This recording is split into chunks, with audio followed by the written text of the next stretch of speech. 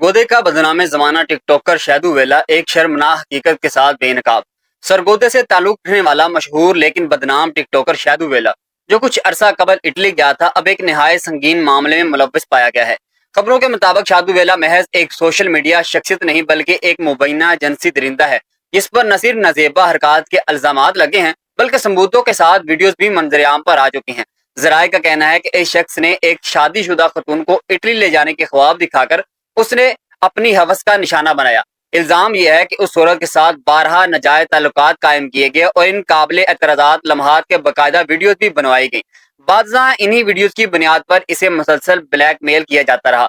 खतून के बयान के मुताबिक शैदू वेला ने उसे इतनी बार मजबूर किया कि वो अपने घर और शोहर तक को छोड़ बैठी और वो बार बार उस दरिंदे के लिए दस्तयाब होती रही। ये घिनौना सिलसिला तवील अरसे तक चलता रहा और बाल आखिर बात इस हद तक पहुंच गई कि खतून का निकाह खत्म हो गया, शोहर ने तलाक दे दी। शैदू वेले के खिलाफ थाना सीटी सेटला टाउन सरगोदा में मुकदमा दर्ज कर लिया गया, जिसमें जिनसी ज्यादती, ब्लैकमेलिंग, धोखाधड़ी और गैर अखलाकी वीडियोस बनाने जैसे संगीन इल्जामात शामिल हैं। मुकदमे में ताज़ीरात पाकिस्तान के दफात 292, 295, 376 और 37 शामिल की गई हैं। फिलहाल शैदू वेला पुलिस की गिरफ्त से बाहर है और मफरूर करार दिया जा चुका है। इस केस ने सोशल मीडिया की दुनिया में हलचल मचा दी है और अवामी हलकों में शदीद गम गुस्से का इजहार किया जा रहा है। यह वाकया सिर्फ एक मुजरिम की दास्तान नहीं बल्कि हमारे मुआशरे की एक भयानक पहलू की अक्कासी करता है, जहां लोग बैरून मुल्क जाने के लालच में अपनी इज्जत, घर, रिश्ते सब कुछ दांव पर लगा देते हैं।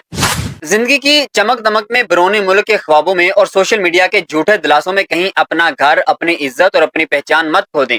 अल्लाह ने औरत को इज्जत का ताज दिया है, मोहब्बत का मकाम दिया है। वो जो तुम्हें शोहर के रूप में मिला है वो तुम्हारा मुआफिज है, तुम्हारा सुकून है, तुम्हारा इज्जतदार रास्ता है, तुम्हारे अपने घर से जुड़ा है, ना किसी करीबी की चिकनी चुपड़ी बातों से। याद रखो, जो इज्जत तुम्हें नकाम में मिलती है वो किसी ख्वाब, किसी वीजे और किसी टिकटॉकर के वादे पर नहीं होती। अपने शोहर के साथ वफादार रहो, अपने इज्जत को किसी के कदमों में मत गिरने दो। ये दुनिया लालच देकर इज्जत छीन लेती है और फिर सारी जिंदगी सिर्फ पछतावा रह जाता है।